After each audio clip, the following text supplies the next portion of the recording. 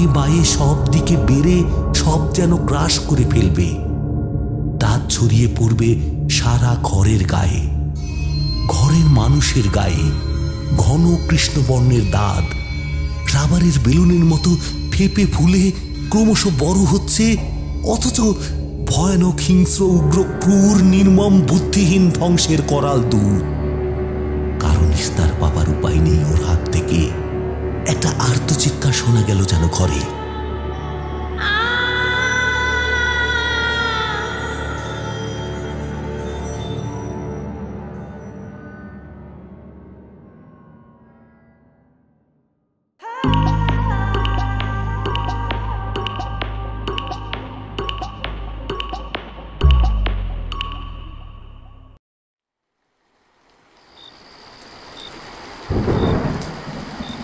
সন্তোষ দত্ত আমাদের মধ্যে একজন বড় গাল্পিক। বাইরে শ্রাবণ সন্ধ্যার ঘনায়মান মেঘজাল, মাঝে মাঝে জোনাকি পোকা জ্বলছে। মুখুজ্জে বাড়ির বৈঠকখানায় আমাদের নৈশ আড্ডা বসেছে।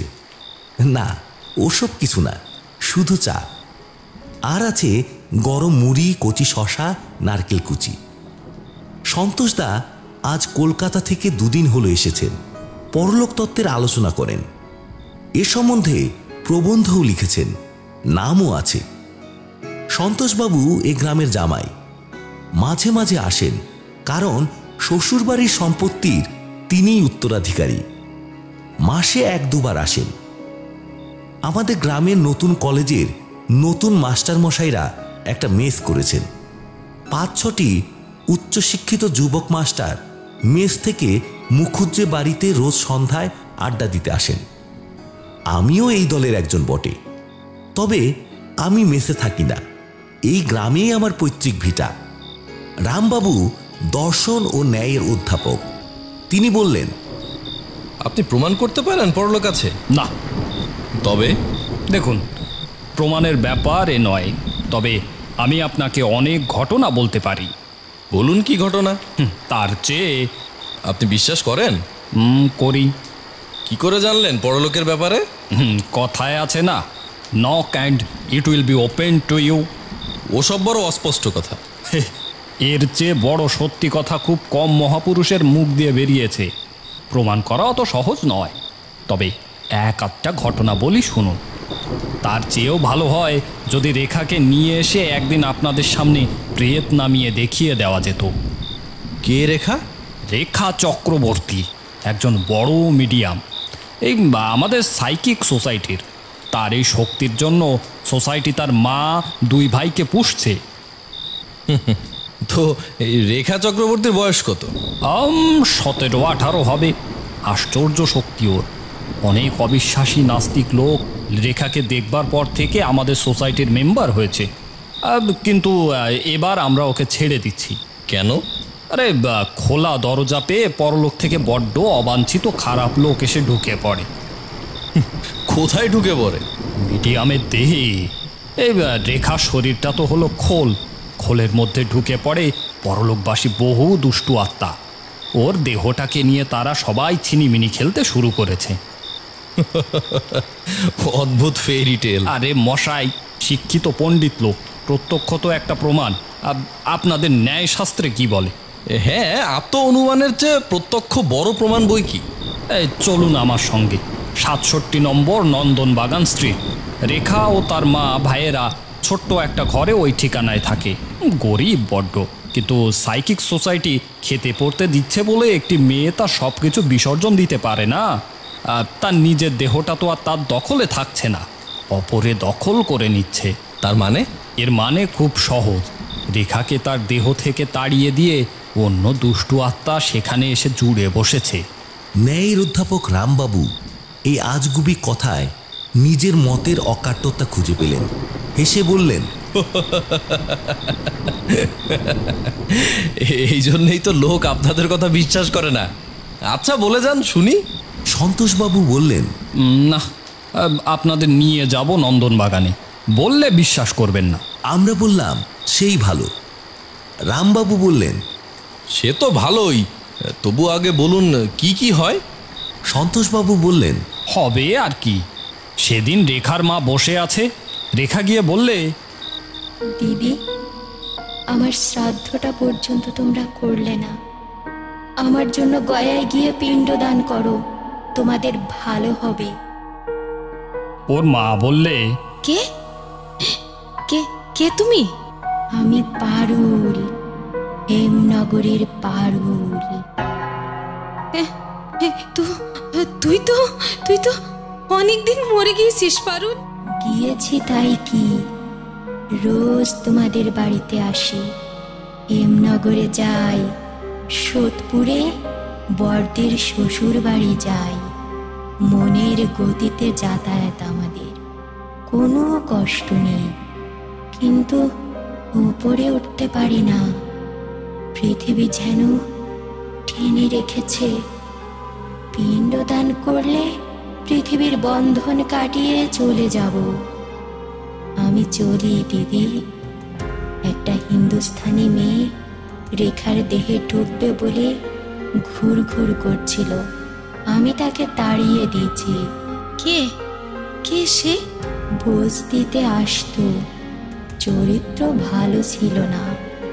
আত্মহত্যা করেছিল কি জন্যে এখন কষ্ট পাচ্ছে। এখানে দার্শনিক রামবাবু প্রশ্ন করলেন, দাঁড়ান মশাই, একটা মস্ত বড় ফাঁক রয়ে গেল। চরিত্র ভালো ছিল না এ কথার মানে কি? কোন স্ট্যান্ডার্ডে পরলোকে চরিত্রের সুকু নির্ধারিত হয়ে থাকে? এটার উত্তর চাই। সন্তোষ দত্ত বললেন, হ্যাঁ, নিজের মনই পরলোকে নিজের বিচারক হয়। কেউ বাইরে থেকে কিছু করে না। উইল ইজ দ্য কি। পরলোকের একটি মস্ত বড় সত্য। কিন্তু এসব তত্ত্ব কথা থাক, গল্পটা বলি। রেখার মধ্যে মাঝে মাঝে দুষ্ট আত্মারা ঢুকে পড়ে। তারা হিন্দিতে, ওড়িয়াতে, বাংলাতে গাল দেয়, কারণ সব জাতির আত্মা তার মধ্যে আছে। সেদিন একটা ফিরিঙ্গি মেয়ে ওর দেহ অনেকক্ষণ অধিকার করে রাখলো। তার বাড়ি ছিল নাকি পার্ক সার্কাস। রেখা কোনো কালে ইংরেজি জানে না, অথচ গড় গড় করে ইংরেজি বলছে। রামবাবু অবিশ্বাসের সুরে বললেন, আপনি নিজে শুনেছেন? নিশ্চয়ই, না শুনলে বলি। শুধু তাই নয়, অনর্গল ওড়িয়া বলতে থাকে শুনেছি। কিন্তু এসবের চেয়েও আশ্চর্য এবং খুব খারাপ হলো পরলোক থেকে নিম্ন শ্রেণীর দুষ্ট আত্মা আসাতে। তারা এসে কি করে? নানা রকম উপদ্রব করে। ওর দেহটাকে নিয়ে হয়তো ধুলোয় ফেললো, নয়তো রোদে কষ্ট দিল। একবার রেখাকে আগুনে পোড়াতে গিয়েছিল। আবার ভূগর্ভলোকে নিম্ন শ্রেণীর প্রাণীর আবির্ভাব হয়। তাদের নাম জানি না, ইংরেজিতে যাদের বলে এলিমেন্টাল। এরা ভয়ানক, হিংস্র এবং মানুষের ক্ষতি করার জন্য সব সময় উন্মুখ। তবে এরা বেশি কিছু করতে পারে না। স্থূল জগতে এদের দেহ অদৃশ্য। পৃথিবীর কোনো পদার্থ এদের স্পর্শ করার কোনো ক্ষমতা নেই। বেশ আজগুবি গল্প হলো আজ বৃষ্টির দিনে। আমার সঙ্গে যাবেন নন্দনবাগানে? যেতে পারি। প্রত্যক্ষ দেখুন না, দোষ কি? না, কিছু দোষ নেই। কাল চলুন, বাসে করে যাই। রেখা চক্রবর্তী খুব ভালো চরিত্রের মেয়ে। মুখুজ্জে বাড়ি ছিল বসিরহাট ট্যাটরায়। পূর্বোক্ত আড্ডার দিনের ঠিক 9 দিন পরে জন্মাষ্টমীর ছুটির সন্ধ্যাবেলায় রামবাবুকে নিয়ে আমরা কজন নন্দনবাগান স্ট্রিটে রেখাদের বাড়ি গেলাম। রেখাদের বাড়ি এদিন যা ঘটনা ঘটে গেল, প্রেততত্ত্ব চর্চার ইতিহাসে এরকম ঘটনা আর কোথাও ঘটেছে বলে আমার জানা নেই। রেখাদের বাড়ির একটু বিবরণ দেওয়া যাক। একটা পাশের দরজা দিয়ে ওদের বাড়ি ঢুকেই সামনে একটা রোয়াক। রোয়াকের সামনে দুখানা দক্ষিণমুখী বড় ঘর, পেছনে একটা ছোট ঘর। ছোট ঘরের পেছনে ছোট্ট একটা বারান্দা। আগে এখানে বোধহয় রান্না হতো। উনুন পাতা আছে। বর্তমানে এখানে কয়েকটি ফুলের টব ও রেখার ছোট ভাইয়ের একখানা ট্রাইসাইকেল থাকে। এ গেল বাড়ির কথা। ওই ছোট্ট ঘরের অবস্থান ও পেছনের বারান্দাটার কথা মনে রাখতে হবে ঘটনার পরবর্তী অধ্যায়ে। সংক্ষেপে বলাই ভালো, কথা বাড়িয়ে লাভ নেই। রেখা আমাদের চা এনে দিল। সন্তোষবাবু বললেন, আজ আমাদের বন্ধু রামলাল চক্রবর্তী এখানে এসেছেন, ওকে একটু দেখাতে হবে। রেখা মেয়েটা শ্যামবর্ণ, একহারা, বেশ সুশ্রী, গলার সুর বীণার ঝংকারের মতো মিষ্টি, বড় বড় চোখ, চোখের দৃষ্টি অতি নিরীহ, যেন বোবার মতো। ওর সুশ্রীতার অনেকটা ব্যাঘাত করেছে এই নির্বোধের মতো চোখের দৃষ্টির দরুন। রেখা বলল, আজ কদিন থেকে ভয়ানক অত্যাচার আরম্ভ করেছে একটা কেউ। মানুষ কি জানোয়ার বুঝতে পারছি না, আজও বোধহয় আসবে। আমার বড় ভয় করে।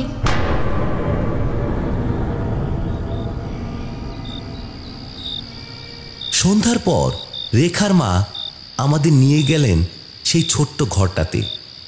ধুনো দেওয়া হল ঘরে ফুল দিয়ে সাজানো হলো। আমরা সবাই গিয়ে একটা টেবিলের চারপাশে বসলাম। ঘর অন্ধকার করা হলো। রেখার মা বললেন, বাবা, ও বাবা, একখানা রেকর্ড দাও তো। গ্রামোফোনে একটা সানাই বাজনার রেকর্ড দেওয়া হলো।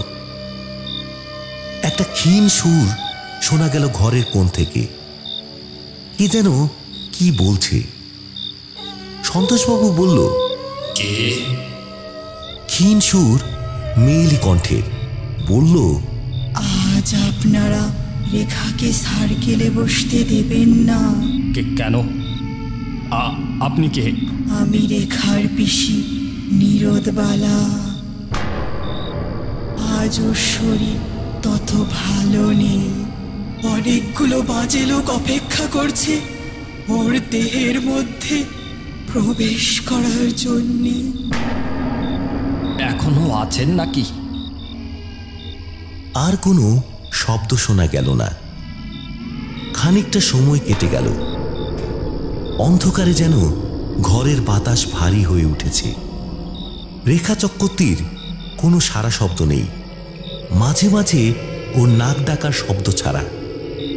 কিছুক্ষণ পরে নিদ্রিতা রেখার মুখ দিয়ে আবার কে যেন গম্ভীর সুরে বলল, মালতী, ও মালতী। সন্তোষবাবু বললেন, কে আপনি? মালতী তো আজ এখানে আসেনি। আমি তার স্বামী, এলে বলবেন তার খোঁজ করেছি। আজ মিডিয়ামকে উঠিয়ে দিন, আজ বড় বিপদ। কেন? রেখা আবার ঘুমিয়ে পড়ল। আর কোনো কথা তার মুখ দিয়ে বেরোলো না।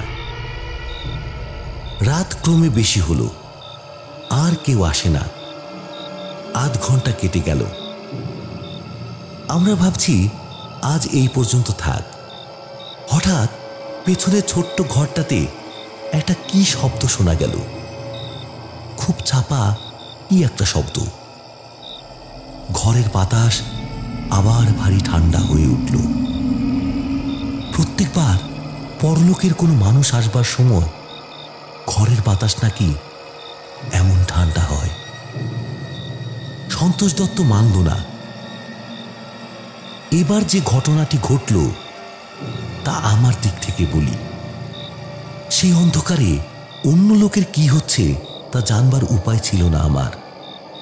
আমার মনে হলো মাথায় কে এক ঝুড়ি বরফ বসিয়ে দিল এবং সে যেন কোনো অদ্ভুত উপায়ে লম্বা হয়ে ঝুলে পড়ে আমার নাকের গর্ত বুজিয়ে দিচ্ছে ধীরে ধীরে। আমার শরীর যেন অবশ হয়ে আসছে। পেছনের ঘরটাতে একটা যেন বরফের কল বসানো হয়েছে। ঠান্ডা এবং ভারী হাওয়া আসছে ওই ঘরটা থেকেই। যেন চাপা আর্তনাদের মতো কি একটা শোনা গেল রেখার কণ্ঠ থেকে। আর পেছনের ঘরটাতে কি যেন একটা কল বসেছে। কোনো শব্দ নেই, কিছু দেখা যাচ্ছে না সে ঘরে। অথচ মনে হচ্ছে কাণ্ড কারখানার আয়োজন ও মাল মশলা তৈরি হচ্ছে ওই ছোট্ট পেছনের ঘরে। হঠাৎ সন্তোষবাবু বলে উঠলেন, ঘরে আলো জ্বেলে দিন, আলো জ্বেলে দিন। ওই দেখুন কি। আমি কি দেখলাম তা বলি। ঘরের দেওয়ালে একটা বিরাট কালো ছায়া, দেখতে গায়ের দাঁতের মতো, ঠিক যেন মানুষের গায়ের দাঁত অথবা বাঁশ গাছের গায়ে বর্ষাকালে কেমন কানচটা নাক ছত্রাক গজায়, অনেকেই দেখে থাকবেন ওই কানচটার মতো। তবে সেটা রবারের ফু দেওয়া বেলুনের মতো ক্রমবর্ধমান।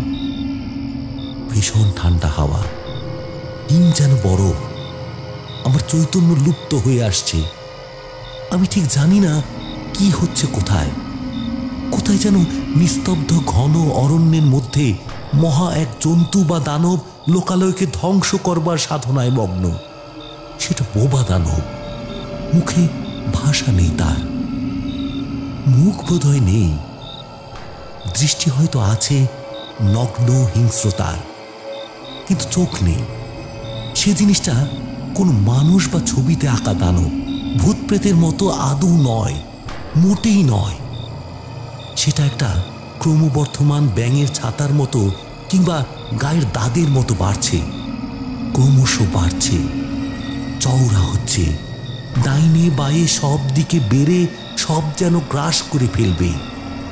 দাঁত ছড়িয়ে পড়বে সারা ঘরের গায়ে, ঘরের মানুষের গায়ে, ঘন কৃষ্ণবর্ণের দাঁত রাবারের বেলুনের মতো ফেপে ফুলে ক্রমশ বড় হচ্ছে, অথচ ভয়ানক হিংস্র উগ্র ক্রূর নির্মম বুদ্ধিহীন ধ্বংসের করাল দূর।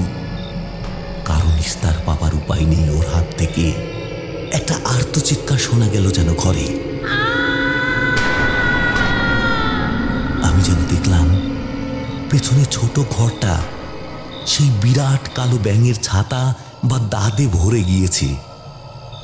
ঘরের দেওয়াল ও দাঁতটা ভেদ করে ওই জিনিসটা চারিধারে ছড়িয়ে পড়বে, কালো ভীষণ ঠান্ডা কানচটা দাঁত। আমি স্পষ্ট অনুভব করলাম মাথা থেকে নরম সেই মোমের মতো জিনিসটা বেড়ে নেমে ঝুলে পড়ে আমার চোখ ও নাক বুজিয়ে দিচ্ছে। আমি কথা বলতে পারছি না, নিঃশ্বাসও নিতে পারছি না। কোথায় যেন ঢং ঢং করে 10টা বাজছে। আমি শুনে চলেছি 1, 2, 3, 4, 5, 6, 7। তারপর আমার জ্ঞান ছিল না।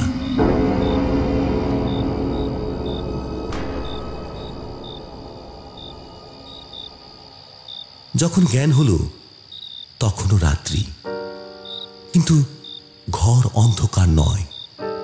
শেষ রাতের চাঁদের আলো জানলা দিয়ে এসে ঘরে পড়েছে। যে যার চেয়ারে অসাড় হয়ে হেলে পড়ে আছে। রেখা চক্রবর্তীও অজ্ঞান হয়ে হাত পা এলিয়ে চেয়ারে কাত হয়ে পড়ে আছে। কেবল সন্তোষ দত্ত নেই ঘরের ভেতর। আমি খানিকটা বুঝবার চেষ্টা করলাম কি ঘটেছিল। তারপর সব মনে পড়ল। সে ভীষণ দাঁত কোথায়? রেখা চক্রবর্তী মিডিয়ামের বাড়িতে সার্কেল বসেছিল আর সন্ধ্যার সময়। ঘরে তখন ঘুটঘুটে অন্ধকার ছিল। এখন চাঁদের আলোয় খানিকটা অন্ধকার দূর হয়েছে। ঘর দেখে মনে হলো এখানে যেন একটি নিষ্ঠুর হত্যাকাণ্ড হয়ে গিয়েছে। মোটরের শব্দ উঠল বাইরে। একটু পরে সন্তোষ দত্ত ঘরে ঢুকলো, ওর সঙ্গে একজন ডাক্তার। আর সব লোকের জ্ঞান ফেরানো হলো, কিন্তু রামবাবুর প্রাণ অনেকক্ষণ দেহ ছেড়ে চলে গিয়েছিল। ডাক্তার পরীক্ষা করে মত দিলেন শ্বাস বন্ধ হওয়ায় মৃত্যু। সারা মুখ কালো হয়ে গিয়েছে, জিভ বেরিয়ে পড়েছে, চোখ ঠিকরে বেরুচ্ছে। পুলিশ এলো, হৈ হৈ হলো, লোকজনের ভিড় হলো। রামবাবুর দেহ পরীক্ষা করা হলো। তারাও বলল নিঃশ্বাস বন্ধ হওয়ার দরুন মৃত্যু। ফুসফুসে একটা নতুন গ্যাসের অস্তিত্ব। দেহ কাটাছেঁড়া করে পাওয়া গেল আর্গন জাতীয় সহজ দাহ্য গ্যাস। সন্তোষ দত্তকে অনেক দিন পর জিজ্ঞাসা করেছিলুম সে রাত্রে কাণ্ডখানার মূল সূত্রটি। সন্তোষ দত্ত বলল, সে রাত্রে একজনও বাঁচতাম না আমরা। পূর্বেকার আত্মা আমাদের সতর্ক করে দিয়েছিল, আমাদের সেটা শোনা উচিত ছিল। আমি বললাম, 2 জন আত্মা, রেখার পিসি আর মালতী স্বামী। কি হয়েছিল জানেন? কোনো দুষ্ট আত্মা আসেনি। রেখার পিসি অন্তত তাই বলে গিয়েছিল, কিন্তু আসলে ব্যাপারটা তা নয়। এসেছিল ভূগর্ভলোকের হিংস্র জীব বিশেষ, যাদের ইংরেজিতে বলে এলিমেন্টাল। ওরা ভূগর্ভলোকের বাঘ ভাল্লুক জাতীয় প্রাণী, মানুষের চেয়ে অনেক নিম্ন স্তরের, অথচ ক্ষমতায় ও ক্রূর বুদ্ধিতে মানুষকেও ছাড়িয়ে যায়। সেদিন কি করেছিল জানো? ওটা আমাদের সকলের শরীর থেকে স্থূল উপাদান সংগ্রহ করে এলিমেন্টালটা সেই ছোট্ট ঘরটাতে নিজের অদৃশ্য দেহটাকে স্থূল জাতের উপযুক্ত করে তুলেছিল। অন্ধকার ঘর ল্যাবরেটরি হিসেবে ব্যবহার করেছিল। তা তখন কি জানি, জানলে খুব সহজে তাড়াতে পারা যেত। আমি কৌতূহলের সুরে প্রশ্ন করলাম, কিভাবে? খুব সহজে। বলুন না, আপনি নিশ্চয় জানেন। কিছু না, শুধু আলোটার সুইচ টিপে দিয়ে বিভীষিকাময়ী অন্ধকার রাত্রি ও রহস্যময় পরজগতের সমস্ত ভয় ও কুহেলি কেটে গিয়ে আমরা সেই মুহূর্তেই নিরাপদ হতে পারতাম। যদি আলোয় ভরিয়ে খুলে দিতে পারতাম ঘর, তাহলে এতটা ক্ষতি হতো না।